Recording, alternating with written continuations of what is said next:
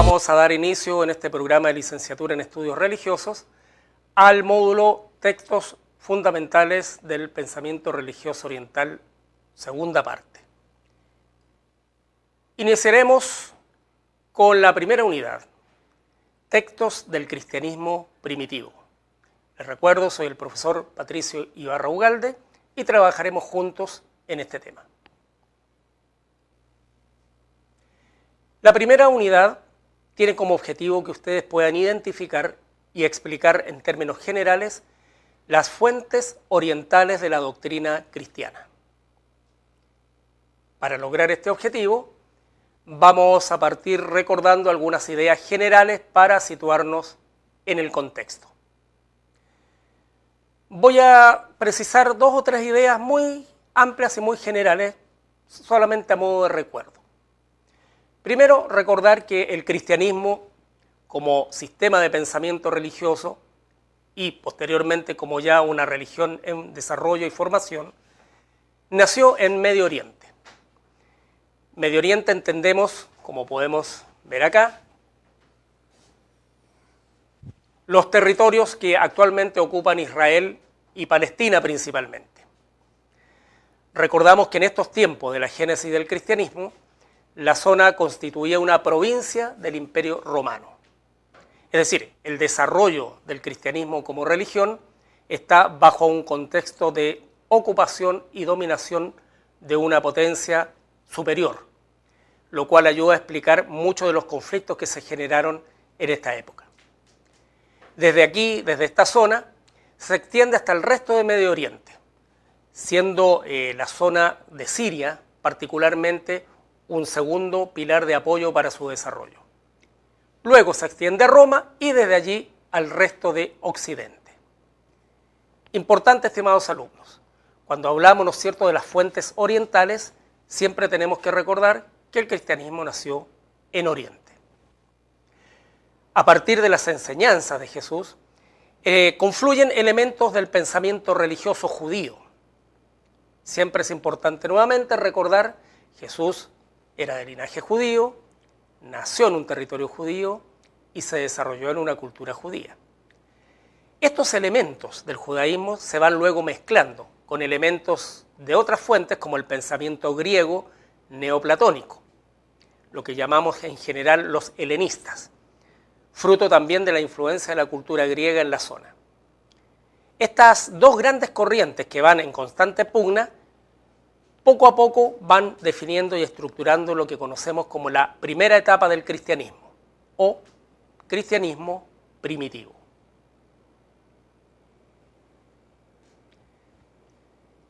¿Qué pasa tras la crucifixión y muerte física de Jesús? Los seguidores de Jesús, partiendo por su círculo más cercano, los apóstoles, sucumbieron durante un tiempo a la incertidumbre, a la angustia, al miedo. Podríamos decir en términos muy concretos que hubo una especie de desbande de este grupo de seguidores de Jesús. Lo que culmina cuando ellos logran constatar su resurrección y su ascenso a los cielos. Un hecho importante que marca una inflexión en este proceso es Pentecostés. Pentecostés, que es la fiesta judía en la cual se produce el descendimiento del Espíritu Santo sobre los apóstoles y los seguidores de Jesús que se hallaban congregados.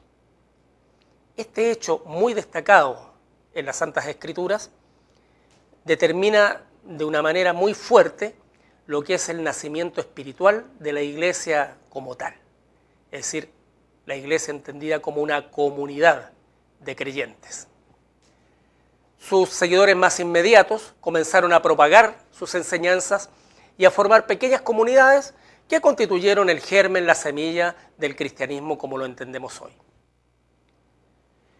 Es importante que ustedes sepan o recuerden que la mayoría de los cristianos de esta época primitiva en el sentido del desarrollo del cristianismo, eran casi todos judíos.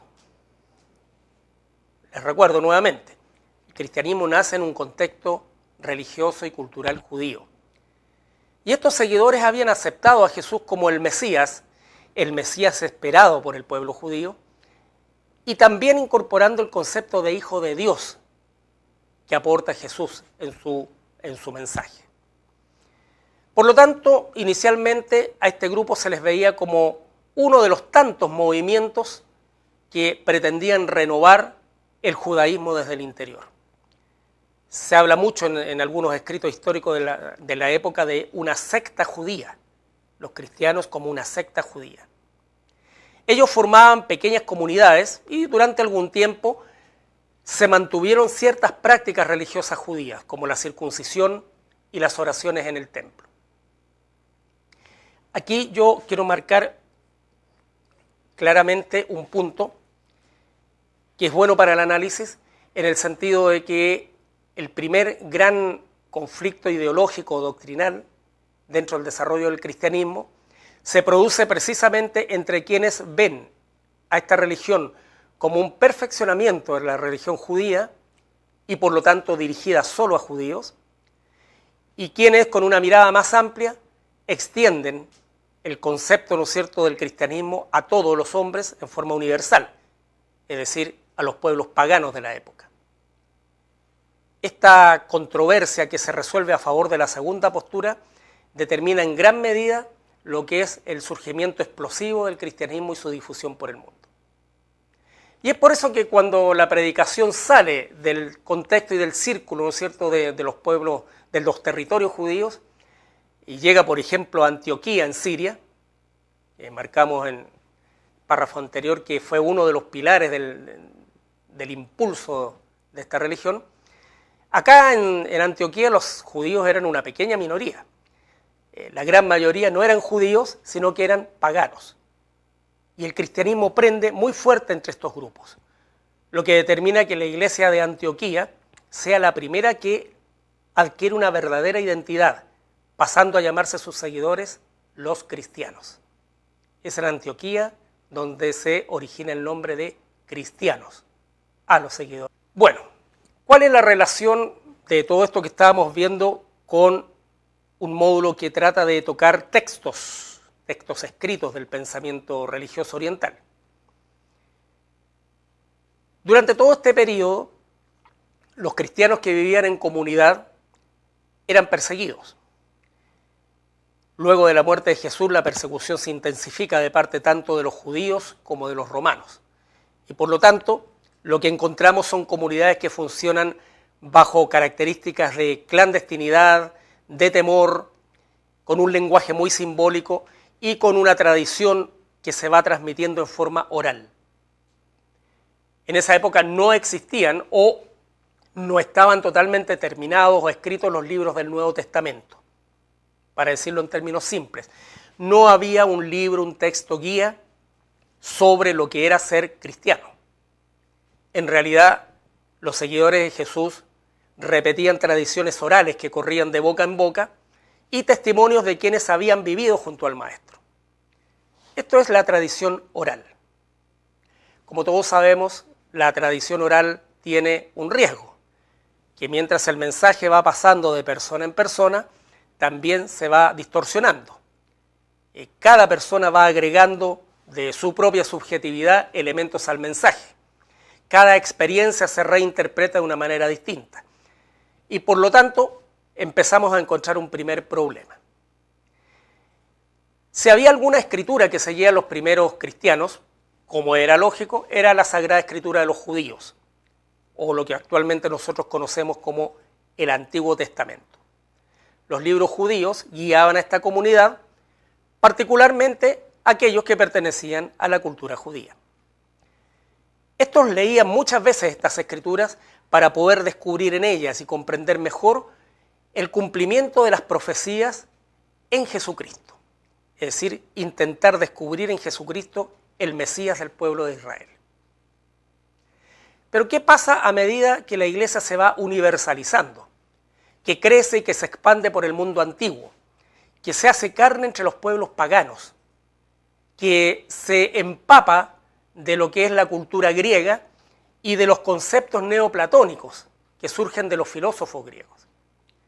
Empiezan, por supuesto, a surgir muchas visiones divergentes e incluso contrapuestas respecto al mensaje original de Jesús, que, recordemos, no está escrito hasta ahora en ninguna parte. Entonces comienza a ser muy necesario unificar los conceptos y las creencias de los cristianos para poder darle una unidad a la iglesia. Esto que eran pequeñas comunidades, ¿no es cierto?, que de alguna manera se sentían hermanadas por ser seguidores de Cristo, comienzan a tener el desafío de funcionar como un cuerpo, como una organización que tiene un cuerpo, valga la redundancia, de creencias y doctrinas comunes. Así es como lentamente se va construyendo el canon. Canon es una palabra que significa lo universalmente aceptado como válido y por lo tanto que constituye el eje central de una doctrina.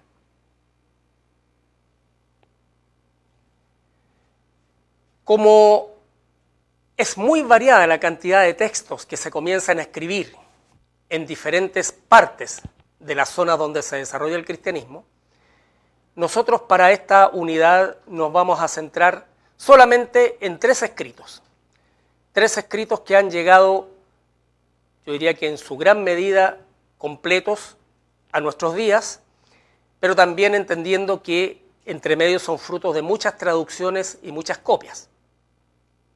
Por lo tanto, la originalidad de estos documentos nunca es al 100%. Dentro de estos tres textos representativos de esta primera etapa del cristianismo o cristianismo primitivo, tenemos la Didaché, o enseñanza de los 12 apóstoles. Didaché es una palabra de origen griego que significa en el fondo enseñanza, didact, de ahí viene didáctica, de enseñar, y que dentro de estos tres textos constituye uno de los más antiguos reconocidos como tal por los estudiosos. Podríamos decir en gran medida que es el texto escrito más antiguo como cuerpo completo doctrinal que encontramos en las comunidades del cristianismo antiguo. Vamos a analizar también la epístola de Bernabé. Epístola significa carta.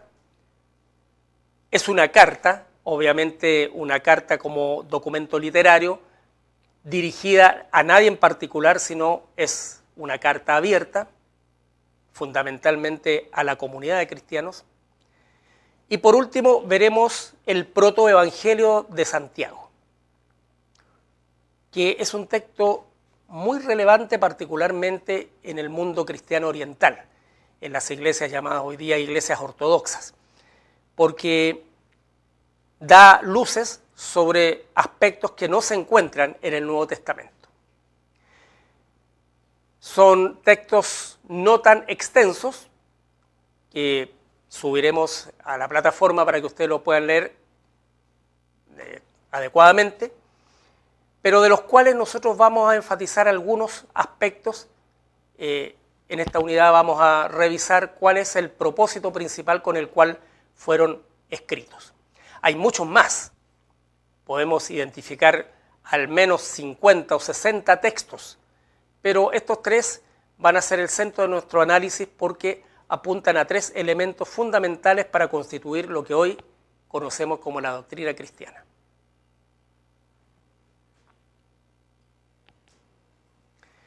Comenzaremos con la Didaché, o llamada también la enseñanza de los 12 apóstoles.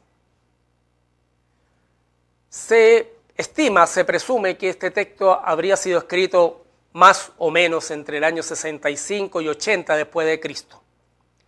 Es decir, es un texto que recoge en cierta manera el pensamiento o la visión de quienes conocieron muy de primera fuente la enseñanza de Jesús y de sus apóstoles.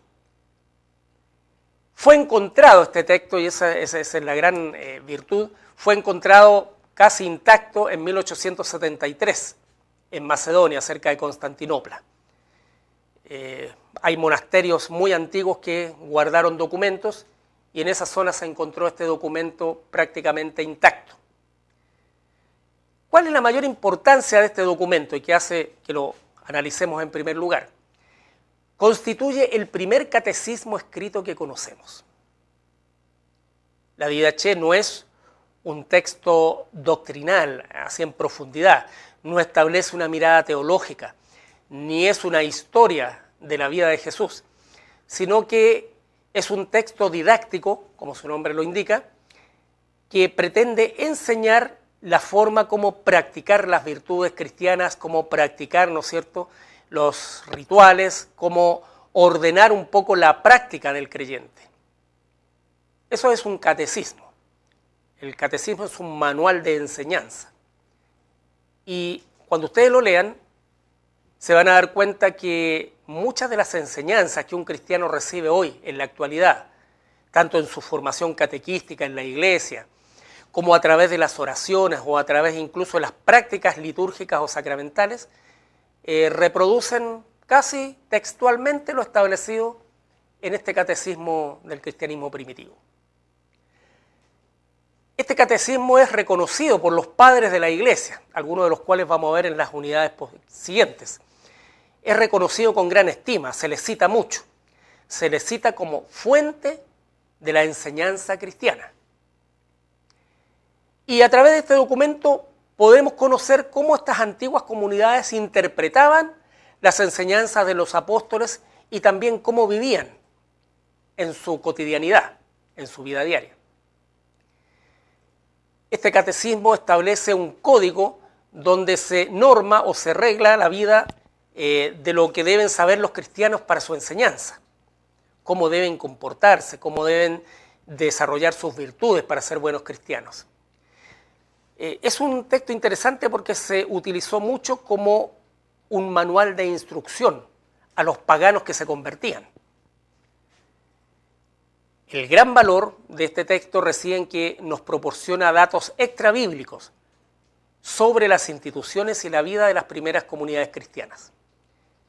En la Biblia, en el Nuevo Testamento, no hay mucha información al respecto, salvo Hechos de los Apóstoles. En general, no tenemos mucho conocimiento de la cotidianidad, de cómo vivían estos cristianos, cosa que sí aparece de alguna manera reflejado en este texto. Por eso lo hemos elegido en primer lugar.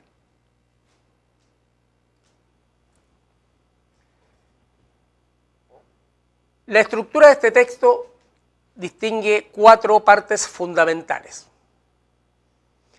La primera parte tiene un contenido catequético moral, es decir, pretende enseñar cómo el hombre debe comportarse moralmente para ser un cristiano digno y verdadero.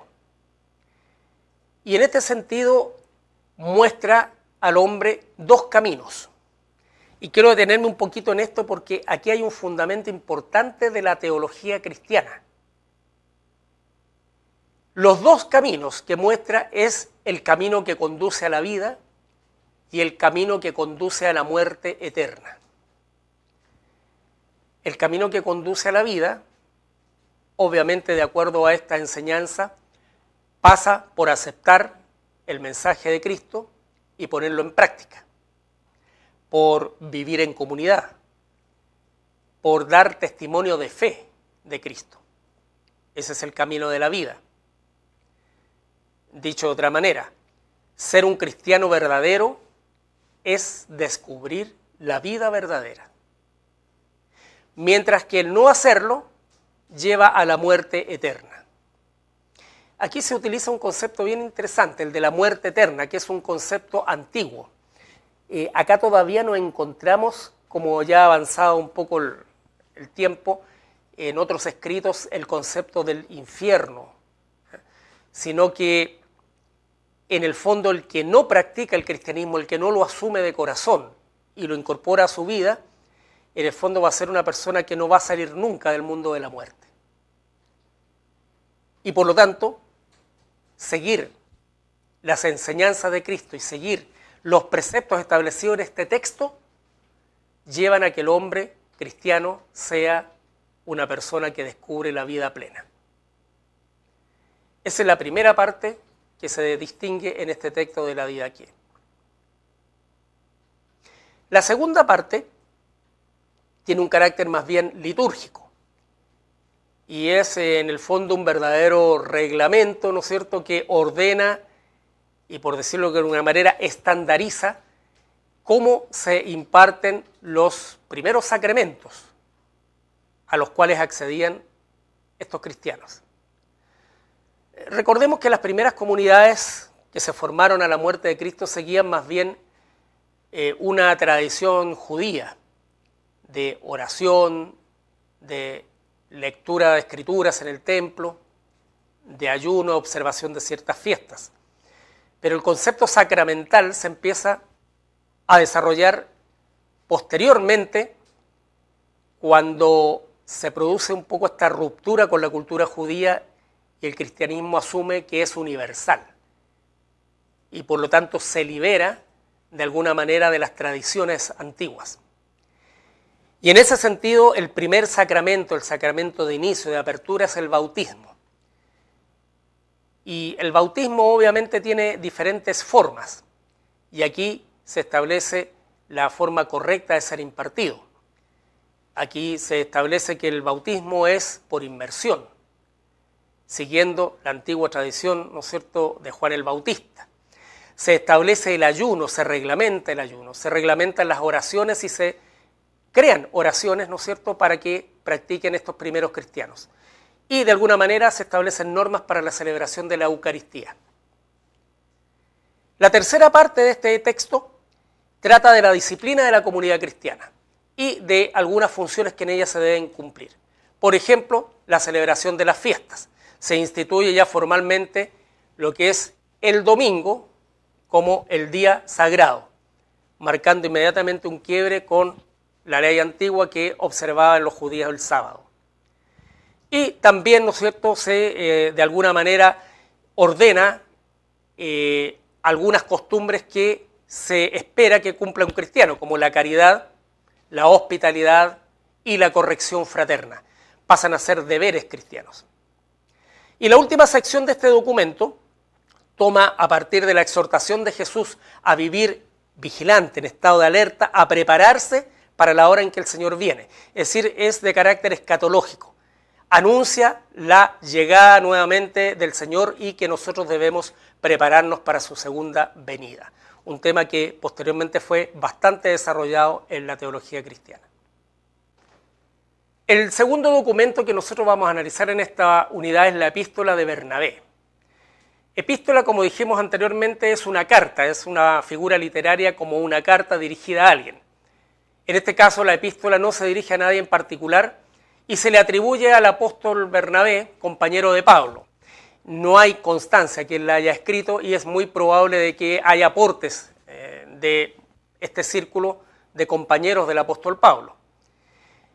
¿Por qué en forma de epístola? Porque este era el género que se utilizaba para dar instrucciones, ¿no es cierto?, y que usaban muchos autores. Por lo tanto, en las enseñanzas cristianas vamos a ver muchas epístolas. El autor no se identifica, pero menciona un propósito y dice que es enseñar el conocimiento perfecto y la fe. Por lo tanto, podríamos decir que la epístola de Bernabé es como uno de los primeros textos teológicos propiamente tales. Su estructura tiene dos partes bien claramente identificadas, una teórica y otra práctica. En la primera, que es teórica, es más bien de carácter dogmático y en la cual se desea exponer y comprobar a los lectores cuál es el valor y significación de la revelación del Antiguo Testamento. En el fondo, el objetivo es demostrar que los judíos entendieron mal la ley porque la interpretaron literalmente y que, por lo tanto, como consecuencia, la ley se cumple en Cristo. La segunda sección es más bien de tipo moralista y no hay ninguna preferencia especial en esto, tomando el texto anterior de la Didaché, describe las dos vías del hombre, la vida y la muerte. Y establece una serie de preceptos que recuerdan un poco como un decálogo del buen cristiano.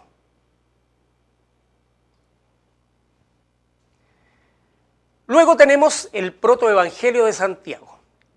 Protoevangelio quiere decir un documento que es anterior al concepto de evangelio propiamente tal.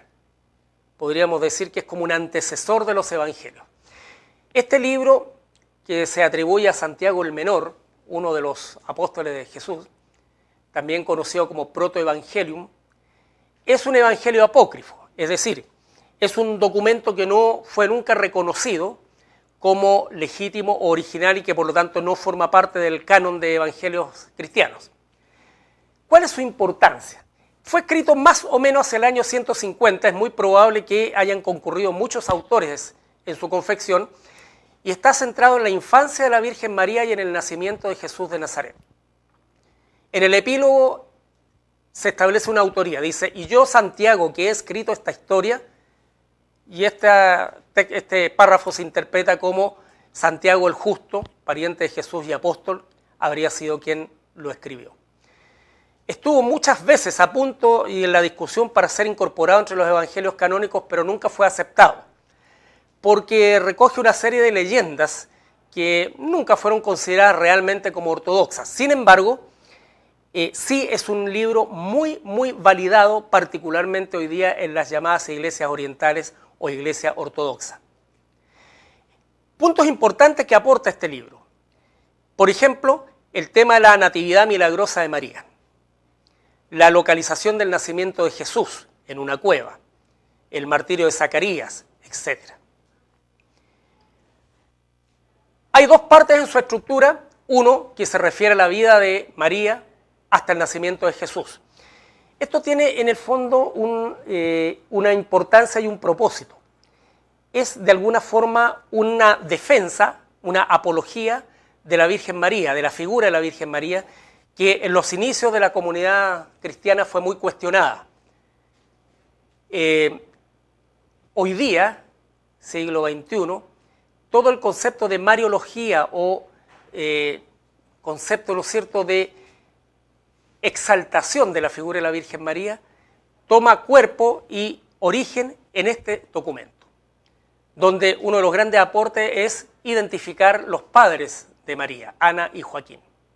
Luego se centra en el nacimiento de Jesús, describiendo con bastantes detalles el episodio de la Anunciación y lo que sigue al nacimiento. Por lo tanto, es una fuente bastante importante de detalles sobre el periodo infantil, el nacimiento y la infancia de Jesús, temas que en los evangelios canónicos no están muy desarrollados. Como decíamos, es una apología, su objetivo era hacer una defensa de la figura de María frente a judíos y paganos. La redacción de este evangelio, como señala acá el apunte, tiene mucha influencia sin duda con la relación del inicio del culto mariano. Algo que, entre comillas, originalmente no estaba dentro de los propósitos de la enseñanza. Para concluir esta primera unidad, debemos resaltar que estos textos, entre muchos otros, van aportando a un gran río de información que es la fuente de la cual surge la propuesta doctrinal, que luego es sancionada canónicamente a través de los evangelios y el resto de los documentos considerados canónicos. Es decir, de alguna manera estos textos del cristianismo primitivo alimentan lo que es la conformación del primer canon de la doctrina cristiana, que fue muy discutido y que se empieza a consolidar a través de los concilios, los grandes concilios. Más allá de eso, la gran importancia que tiene es que en la Iglesia hay muchas fuentes hoy día del pensamiento cristiano y de la doctrina. Y una de ellas, que es muy fuerte en Oriente y que de alguna manera hoy día también está empapando la espiritualidad de Occidente, es lo que se denomina la Santa Tradición. Es decir, todo el gran conjunto de creencias y prácticas de los primeros cristianos. Con eso hoy día se ha conformado lo que nosotros llamamos doctrina.